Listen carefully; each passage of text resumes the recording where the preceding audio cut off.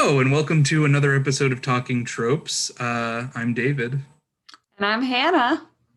and we're talking about The Falcon and the Winter Soldier. Just came out, just finished, and Finished. we're recording within 24 hours of that finale, where we finally got to see the new Captain America suit, which I think is why Yes. everyone watched the show, not for like the story or the characters. I think that's not necessarily true, but okay. No, it's totally false. But I just think it's an interesting aspect of the Marvel cinematic universe as it tries to make these TV shows. Is that the Disney Plus series are highly focused on bridging gaps in continuity to future projects. I guess in Mhm. the same way that sort of Phase Two was as well. If you remember, Yeah. Thor 2 and Captain America, or Captain America 2 and Iron Man 2. Like, these were just sort of trying to get us into the Infinity Stones arc. Uh, Right. Now we're sort of trying to bridge the gap in getting rid of all these legacy heroes who have died or their contracts have expired, Get and him out of here. bringing in their sequels. And so we thought a good trope to talk about from tvtropes.com would be Sidekick Graduations Stick, which is. Yeah. Would you like to explain what is meant by Sidekick Graduations Stick? I mean, I'm still confused about the stick part a little bit. I think it's supposed to be referring to, it's like there's sort of a MacGuffin that gets passed on. It's like passing mm, the torch, passing or the this baton. this baton, this stick that Yeah. just signifies that the sidekick is carrying on the legacy of whoever their superhero partner in crime fighting was. Right, right. Yeah, so it's basically that. It's Yeah, now instead of Steve Rogers, we've got Sam Wilson, who right. I'm currently blocking in the visual podcast. And of course, in the comics, there have been half a dozen other Captain Americas, but Right. we're not comics experts or anything. We just sort No. of read Wikipedia pages on random tangential to the series and the films, Right. so that we can have some kind of context for what we're watching. So I think we should jump right in and talk about, the fact that this is the Black Captain America now. That's what this show is about, right, David? Right. So there was a conscious decision in the production process to make the Falcon and the Winter Soldier center on the topic of race, um, race and American history, And race and current legacy. politics, race and Mhm. legacy. Um, and I think, it's, oh God, I don't know how to talk about that. It's a hard thing to talk about, especially for two white people. Like, we are Right. definitely jumping a little bit outside of our lane, so all critiques welcome. But like, I feel like this show is a little bit like the Hamilton, The where Hamilton. it, or not the Hamilton, but just a Hamilton, where instead of trying to reimagine the system radically, it's going, okay, but what if the founding fathers were black? Like, what if Captain Right. America was Well, it's black? definitely saying something. It's not simply a paint job on Sure, the sure. MCU. It's saying something about the history of military experiments on black Black people. prisoners and black soldiers, the delegitimation of their achievements, the obscuring of their heroic acts. Hmm. I think they mention the red tails. Is that the Right. He names his no, little his bird his gadget drone is Red named Tail. Red Wing, but Oh, Isaiah right. I think at some point mentions, yeah, the Tuskegee Airmen, who are Right. sometimes called the Red Tails. I think he calls them by name, and that it's sort of a thematic connection they're drawing between them and the Falcon, who is also a flight-based red superhero. Right. And also just the Tuskegee experiments. Right. Also, yeah, I think there's definitely some sort of loose historical connections. I think it's sort of drawing on how Watchmen was very successful with you know connecting their weird superhero narrative to American history of you know racial bigotry and Mm-hmm. violence. Um, so, in this narrative, we're looking at it through the eyes of a soldier, a former soldier and a former military person. But the Mm-hmm. Falcon is going to be Captain America. So we're also talking about like symbols, and we're sort of abstracting it away from the actual historical crimes Right. against Black people, and instead focusing more on ideas of representation. So Mm-hmm. in that way, it's very different from Watchmen. Yeah, it's definitely like it walks this fluctuating line almost, like it nods its head towards these acknowledgments of like Black pain and Black trauma throughout American history, and the fact that like many people who probably should be considered heroes or be considered notable are not currently recognized because they were Black and because their achievements at the time were sort of swept under the rug.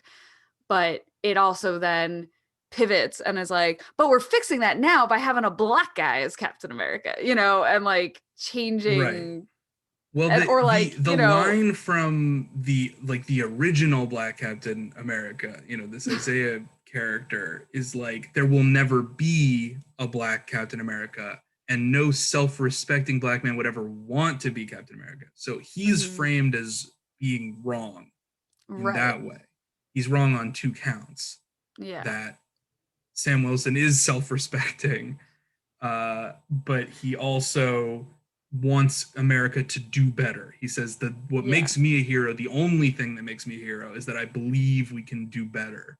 Um, hmm, and is that meant to be some kind of thematic connection with Steve?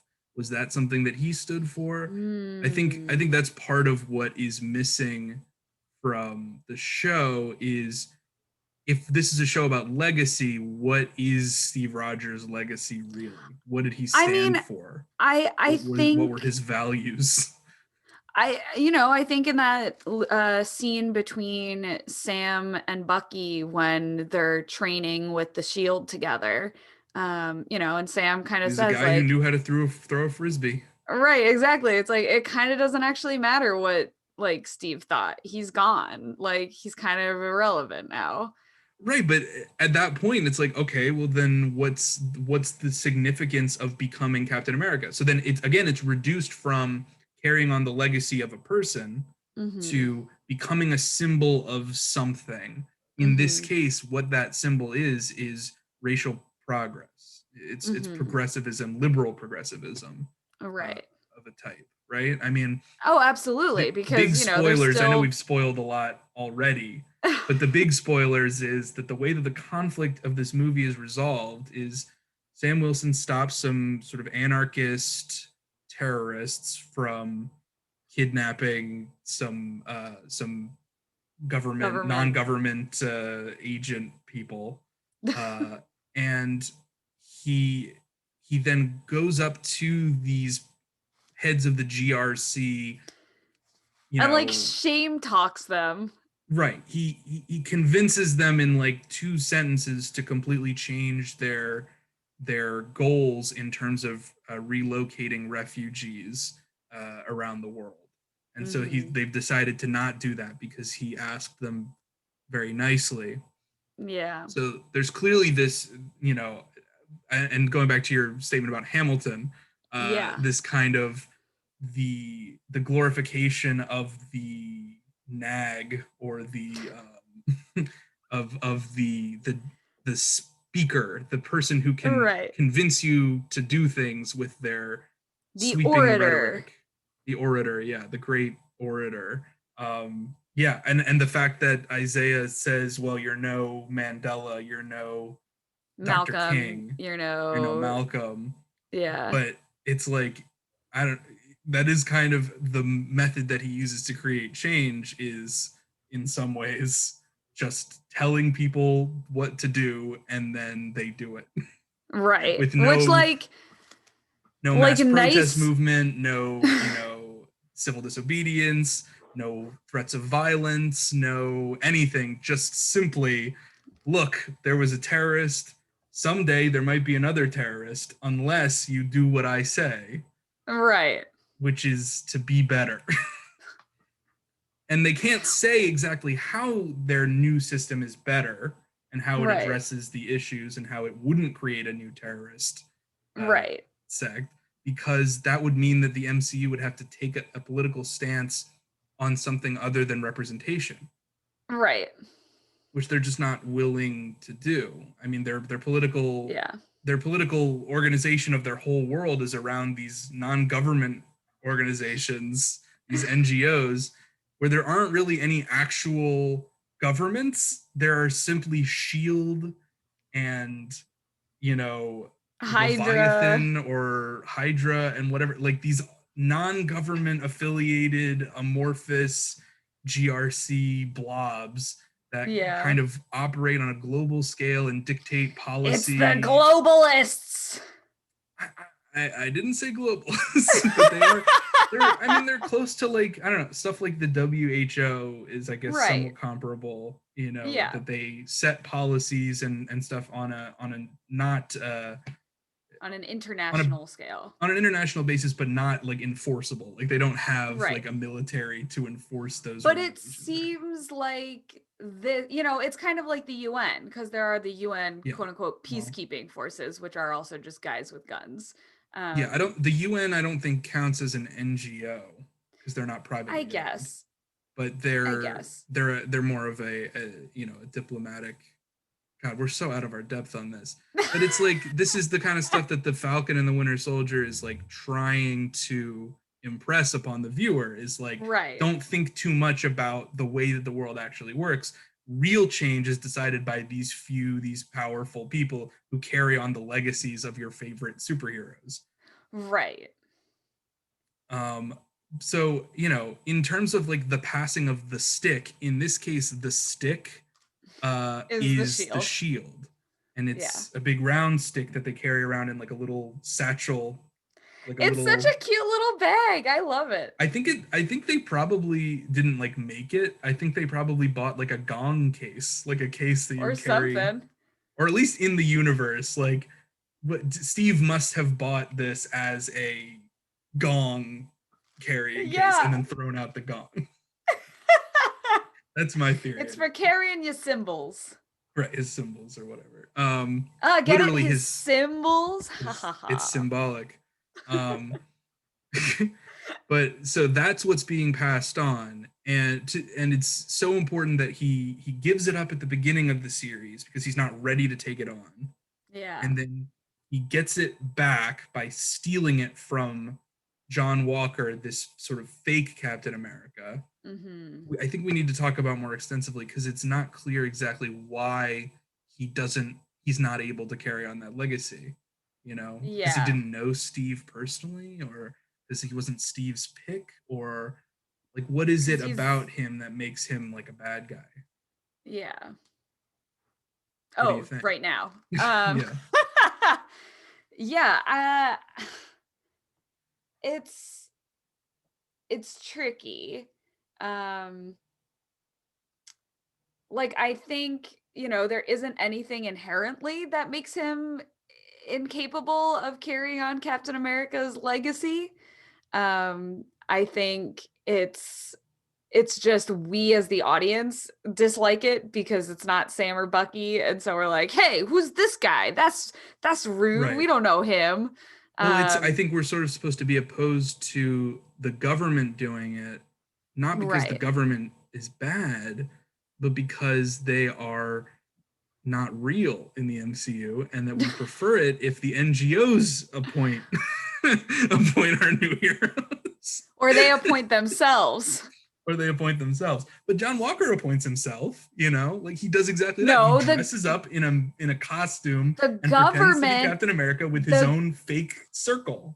No, the government. Oh, I guess he does do that later. He does. Right, when they take it away from him in the sort of like, you know, right. But he's troubled. He's doing it for the wrong reasons, David. You know, what reasons are that? Revenge is bad? Yeah, revenge is bad, David. Okay. All right, interesting. Very new take. I mean, I think that's a lot of what this series is about. I mean, that's like Bucky's whole thing is that, you know, he needs to stop taking revenge on the people who he helped during his time as the Winter Soldier, but instead, like, honestly own up to his own mistakes. And that's the only way he's going to find peace. Right. He needs to make amends. You know, like the show tries to talk about trauma and like, you know, I think there's an almost interesting way that they've done that with John Walker, where, you know, when he's being decommissioned as Captain America after murdering a dude very publicly and everyone getting cell phone footage of it, he, you know, he's like, I did everything you asked of me. I'm what you made me, which is kind of true. Like, this is what the government does to soldiers. This is why war is bad, etc., etc. You know, war is bad. Hot take, I know. But I mean, here's the other thing. We have three, you know, possible Captain Americas. Mm-hmm. They all have more or less equal claim to it, in my opinion, because there's no logic to who becomes Captain America. It's just a guy wearing a flag. You know, you could have three Captain Americas if you wanted to. Yeah. But like Sam is the chosen one because he was chosen by Steve. That's what makes him Captain America. Yeah. Bucky has all the same powers as Cap, the same origin story as Cap, and he was best friends with Cap since the beginning and his former sidekick. His first. But he did a lot of murders. I think that's actually a plus column for him also, because that means that he has a slightly different narrative than Steve, but he's still following that same general trend. It's like he has a built-in conflict that makes him an interesting character to tell a story about, I guess. Whereas Sam's built-in conflict is his sister's shrimping business, which is very important also, but maybe not quite as interesting as being a mind-controlled assassin for the KGB. Yeah. But then, you know, I think just as much this new Captain America, the John Walker character, he has just as much claim to it also, because who appointed Steve Captain America? It was the US government. Right. And who gave him the super soldier serum? Well, he signed up for the super soldier program to become a super soldier, and so did John. And he then got a super serum and became one. And what is wrong with that? Oh, well, he's a bad guy because he killed a person. Like, that's another weird thing that this show, again, tries to talk about, but I don't know if it really comes down on a side, and I don't know if it does that on purpose or not, about you know, this idea of the super soldier serum and supremacy. Yeah, it definitely does not resolve or interrogate it past the idea that there are some people in the MCU who would believe that all power corrupts, that you know, power can't be innocent, like fucking Lex Luthor said in that Batman v Superman movie. Or, you know, he's like a lot of characters in superhero movies who are just like, I don't like superheroes because they're stronger too powerful. They're too powerful. They're a threat. I don't know. Is that interrogated in any way realistically? he blows up a car full of super soldiers at the end, and they all die. But he doesn't blow up John Walker's car I or know. Bucky's car. Yeah. So there are good superheroes and bad superheroes, maybe, I or don't know. you Zemo know, is very strange in this. he's very I mean, he's strange strange, always. Yeah, period. Yes. he's a weird character. MCU, Yeah. odd choices. Um, yeah, the decision to make him have a love triangle with our two leads also a weird choice. Because Make Zemo have a love triangle? doesn't he? I mean, that was the vibe I got. I mean, I'm sure there are shipping posts as we speak. Right. Well, I mean, there's definitely something going on there. And then yeah, I think at the end he becomes Captain America because he puts on a new costume. There's a rebranding that takes place. That Right. rebranding comes from Wakanda specifically. So Mm-hmm. it's like Africa, Mother Africa has decided who the new Captain America will be. Sort of, yeah. You know, Wakanda sort of being a stand-in for all of Africa in the MCU because Right. they don't want to go to actual Africa again. Right. Or, have to deal with any of the colonial bullshit that happened there or continues to Right. happen there. Also that. So in the end, Sam is appointed as Captain America because he dresses as Captain America and calls himself Captain America. Yeah, and then makes a really good speech in front of a lot of cameras. And so the government kind of Right. has to just be like, oh, yeah, he's totally Captain America now. It's fine. That other guy who murdered a dude, don't worry about him. He's going to work with evil Julia Louis-Dreyfus now. Right. But so then in the meta narrative of what, in the meta narrative of what the viewer is experiencing watching the show versus what the characters are experiencing when John Walker is appointed Captain America, right? Mm-hmm.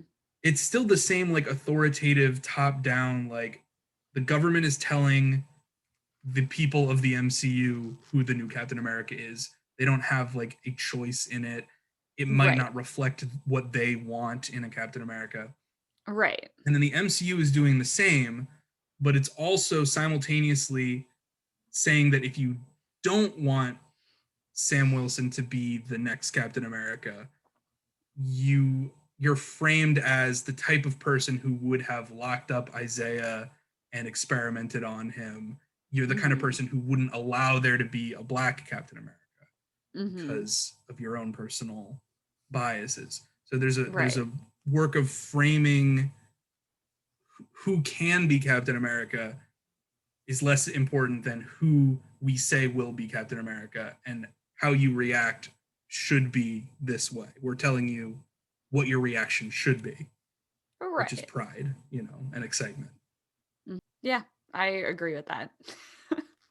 Have you heard anything about the reactions to Sam Wilson becoming the new Captain America? Has there been generally excitement, or has the alt-right Twitter sort of reacted the way they always do? I mean, I'm sure I feel like I don't alt-right.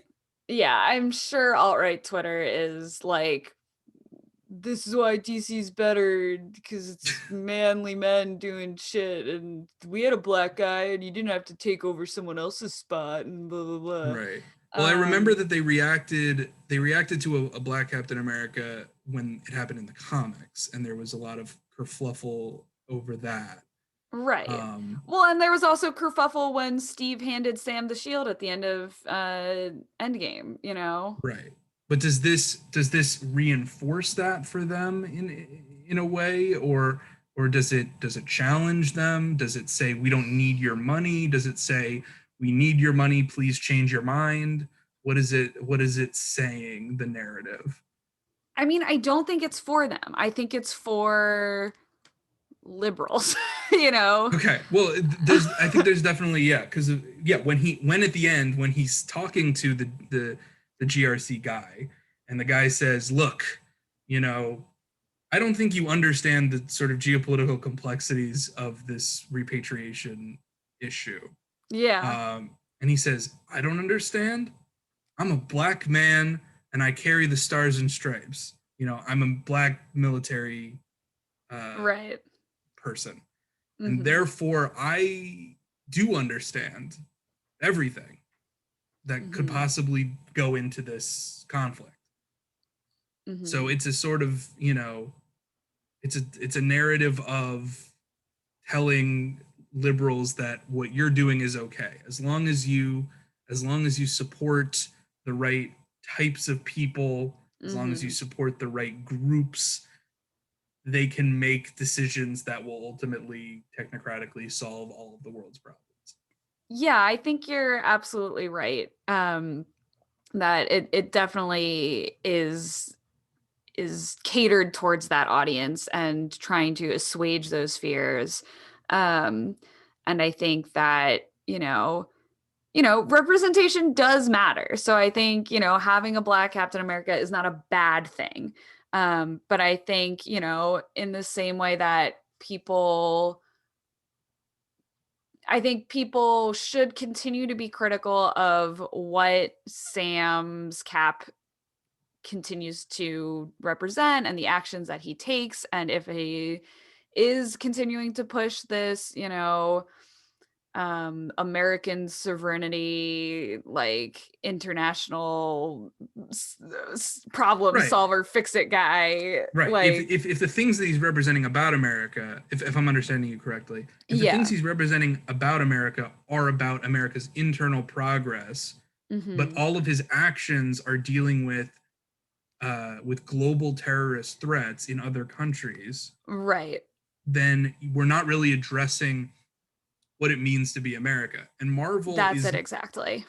Marvel, the cinematic universe, is too afraid to do what the comics would usually do when their readership was a little bit more distrustful of the American government, and a little bit distrustful of the concept of American exceptionalism, which is that they would have Captain America take off the stars and stripes and Hmm. put on a weird deep cut V and a mask and a little cape and call himself the Nomad, which is normally Oh, what happens. And then someone who's maybe a little more patriotic, like a John Walker, would step in and be like a bad Captain America to yeah. represent how America is perceived, as Right, doing right. bad But you things. can't you can't have the Nomad when your villains are the Flag Smashers, David. Right. The They want flag to smashers, smash the flag. they want to smash the symbols of flag. They might as well be like the flag burners, Yeah. or whatever. They're not like really their goal of creating anarchy is not really that central. No. It's their goal of destroying the symbols of America, like flag. It's really dumb. The villains are poorly thought out and poorly executed, and Right. it's dumb. Um, but it's fine. Let's talk about some other sidekicks. I feel like we've done our deep dive on Sam Wilson and Captain Right. America. Let's talk Right. about some other sidekick graduations, and series that sort of tackle this. Right. Well, I mean, I think in the MCU in Phase 4, they've been Hmm. doing this constantly. So, Hmm. Spider-Man was framed largely as like the new Tony Stark. So, legacy and passing the torch, that happens in his Far From Home film. Hmm. There, you know, Ant-Man is maybe passing the torch in Quantumania The Wasp. to the Wasp. I don't know. Um, the next the Hawkeye TV series is going to be about passing it from Clint to Kate Bishop. Uh, Which I think is and exciting for comics fans. Yeah, definitely. And Iron Heart is a series that's going to come out sometime in the future that's going to announce who the new Iron Man suit wearing teen girl is going to be. Um, Uh-huh. so it's thematically central to this era of the MCU. Right. I think even Thor: Love and Thunder, the what is it, the fourth Thor movie, Yeah. is going to deal with, leaving behind Chris Hemsworth in some way and bringing in Mhm. somebody new to be the new Thor. Right. And I think, even WandaVision, even though it's not necessarily like a sidekick graduation, it's sort of like side character party world, Right. where it's like all Yeah. these minor characters from other series are coming together here to kind of have a larger role to play. Right. Even Black Panther is going to end up being a sidekick graduation of his Yeah. sister Yeah. to the role of the new Black Panther. You know, she that's due to sort of circumstances out of their control. But I think Right. I think it becomes sort of endemic to large mega franchises like comics, like these new mega franchise films, Mhm. that you run out of the ability to keep telling stories with the same character, but the only thing that matters to your audience is that character's, secret identity Vibe. or vibe or whatever. And I so think the that vibe is more important than the secret identity. That's why they're able to pass it on to another person. You want someone who has the same kind of Cap vibe or the same Iron Man vibe. It doesn't have to be them exactly, but they have to do similar things in a similar way with a similar level of snark or colors lack of. colors need to be passed as well. Right. Yeah. Who wears the right but they get outfits? but they get branded. It's like Yeah. My Little Pony generations. You just like Yeah.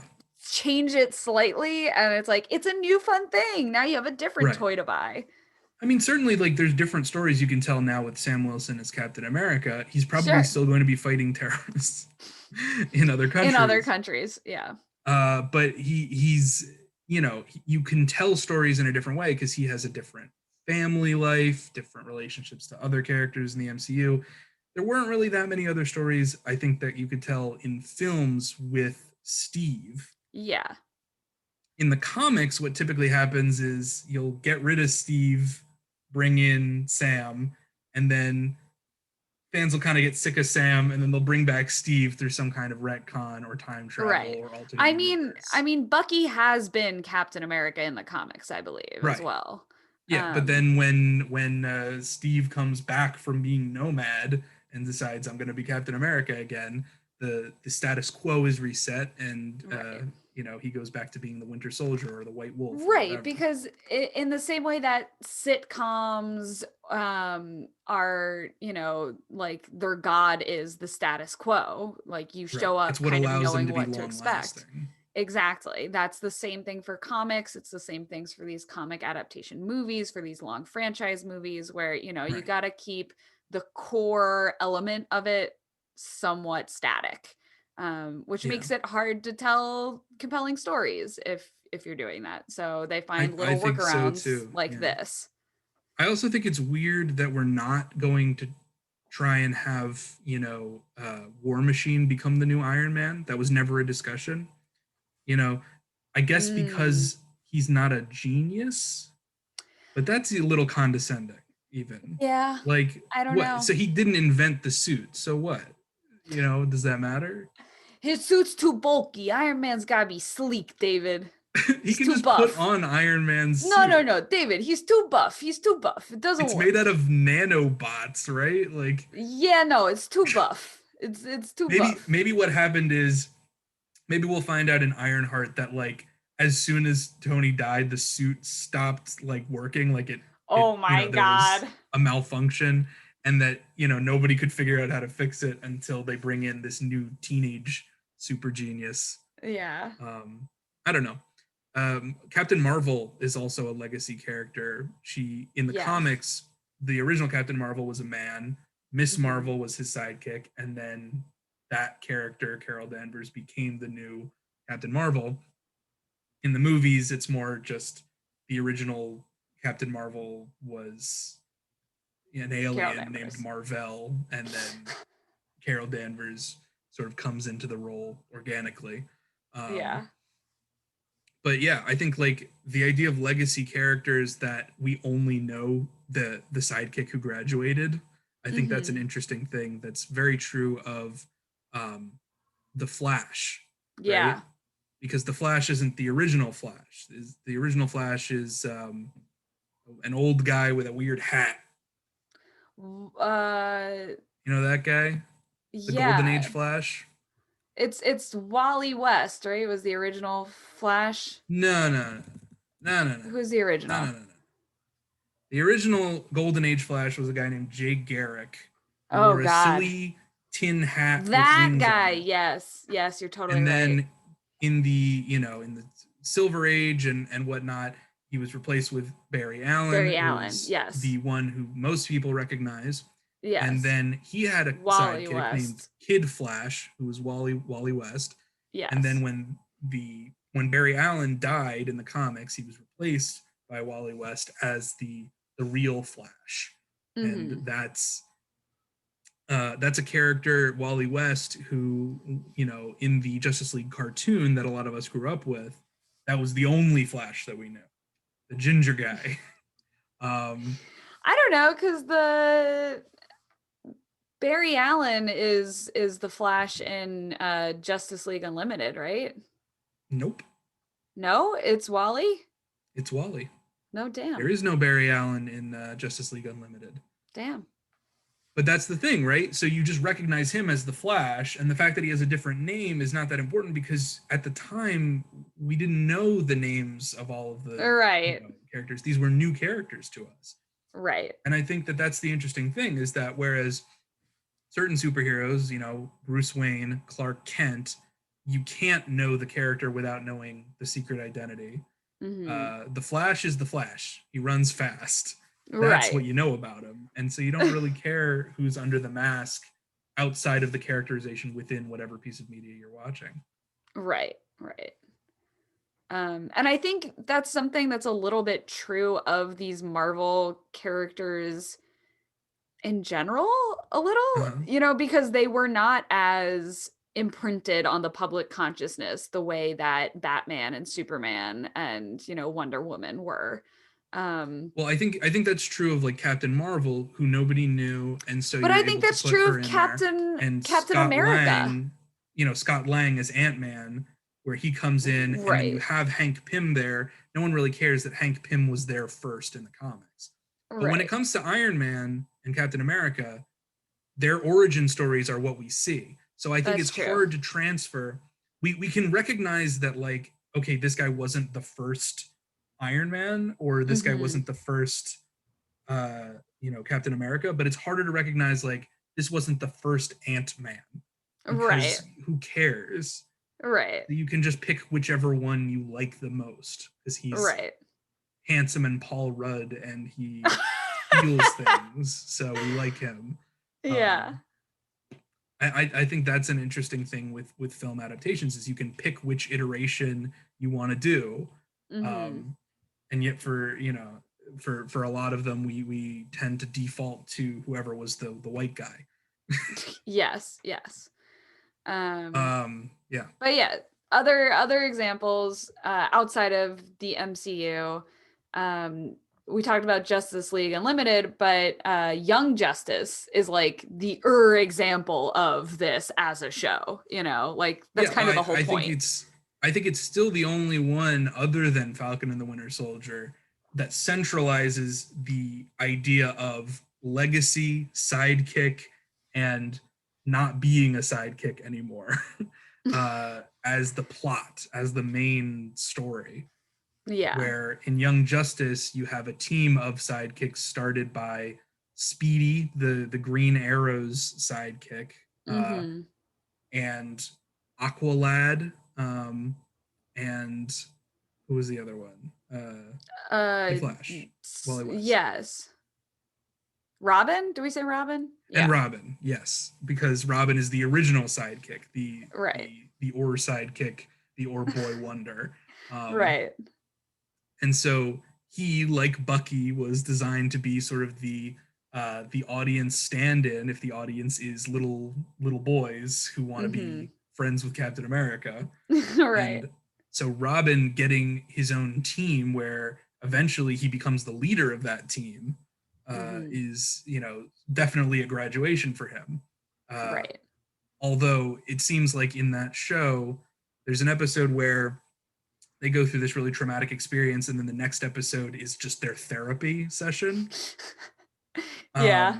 And so Robin is talking to Black Canary and saying, look, I always thought I was going to be Batman, but I've been so traumatized that I no longer want to be Batman. Do you remember this? No, but I 100% believe you that it happened. That show went to some weird places sometimes. Right. So this is in like season 1 where he's still like a kid, and he says, I'm not going to be the Batman, and it's left sort of hanging, and that's supposed to be our explanation of why when he graduates, he doesn't take on Batman, he becomes Nightwing instead, his own guy who in the comics wears like a disco outfit with a deep V. A disco outfit. Incredible. Right. But I think doesn't at some point in that show, I believe Calderon, the Aqua lad, becomes Aquaman at a certain point. I think Aquaman retires. Yeah. That one is interesting because it's a lot of sidekicks, and then it's also a lot of like the children of superheroes, like there's like the daughter of some magician guy or something, and it's been a minute since I've seen the show. Sataro and Zatara. Yeah. They're comics characters as well. Zatara was his sort of sidekick, and then she sort of became her own thing. She was in the Justice League Unlimited cartoon as well. Yeah, so a lot of them are sidekicks, but they don't want to be called sidekicks. They're, right. That was their slogan going in. Which I think this always works really well for teens, because that is the time in your life where it's like, I've been a child, I'm slowly maturing and becoming more self-competent and independent, and I don't want to be defined by my parents or my family anymore. I want to define myself. And like that's the age when that begins to happen. And I think, that transition from adolescence to adulthood is very similar often to you're literally graduating graduation from high school and becoming an adult, and you're also graduating from being a kid sidekick to being an adult superhero. Right. And the first episode of Young Justice is titled Graduation. Yeah. There's an episode in season 1 as well, which I think is really interesting because it's the only time I've seen anything like this, where the B plot of the episode is just the members of the Justice League talking to each other about who they should let join the Justice League, whether they're too young or too inexperienced or whatever. And so they're like, well, I think Speedy, who is no longer Speedy and is now Red Arrow, I think he can be a Justice League member. But Robin, he's too young, he's not ready. And Aqualad, he's proven himself. He can be the new guy, and maybe he'll get a new name like Tempest or whatever. That happened in the comics. But yeah, it's like, I think it's a big thing to not just have like, well, you become an adult and automatically you join the Justice League out of Young Justice. You have to like prove yourself also as not being a sidekick. Right. It's like sky high up in here. Some epic heroics. Right, yeah. Yeah, so I think that is sort of the nature of Marvel and DC's sidekick graduations. Yeah. I mean, another part of sidekick graduation, though, like, this is maybe a little bit more spin-off, is when sidekicks get their own show, sort of become their own protagonists. We have, things like Teen Titans, in the Doctor Harley Who Quinn universe. Is a villain sidekick, right? Henchwoman who gets her own show. We get Birds of Prey. We get, her sort of shining roles in Suicide Squad and whatnot. Right, and these can be much more successful because they're not they're not trying to replace a legacy character, and Right. so they don't carry with them that burden of whatever. That was something that I thought maybe they're not going to have the Falcon become Captain America, and they're going to try and make the Falcon his own His own thing. thing. Yeah. But of course, then you're not cashing in on the very lucrative Captain America IP. There's nothing cashing in on it. So you have to, for the way that these corporations are run, you have to have somebody filling in all the slots. Right.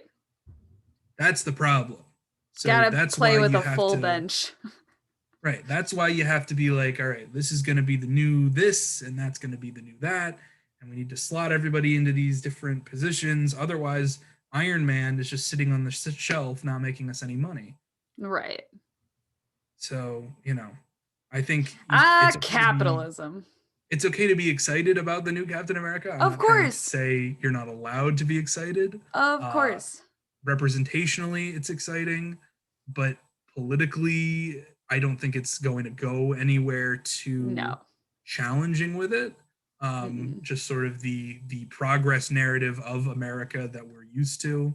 Of we were racist, now we have to acknowledge that racism, and then progress past it without any doing anything reparation other than maybe making a museum and putting in the museum that we experimented on.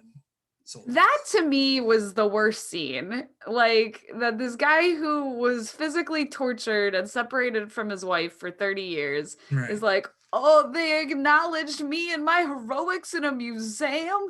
Gee, thanks. Like, and he was like, really, that's what it was about. He was really insistent earlier that he maintain his anonymity so that they don't come after him. Yeah. But I guess now that there's a Black Captain America, you don't have to worry about the dangers of racism anymore. It's only about acknowledging the past traumas of it. So shrug ? I think there's certainly a lot to talk about with that show, and the fact that we haven't even touched on any of the plot elements of it, confusing or continuity bending or whatever. Yeah. We've simply talked about the thematics of it. The subtext is a sign that I think people are going to be talking about this for a little bit. Yeah. If you'd like us to talk more about this, maybe do a mini on it in the coming weeks, let us know. Give us a tweet at Talking Tropes. In the meantime, we'll see you next week with a Stanley Tucci update. And we'll got more tropes coming for you. Absolutely. Bye. Bye-bye.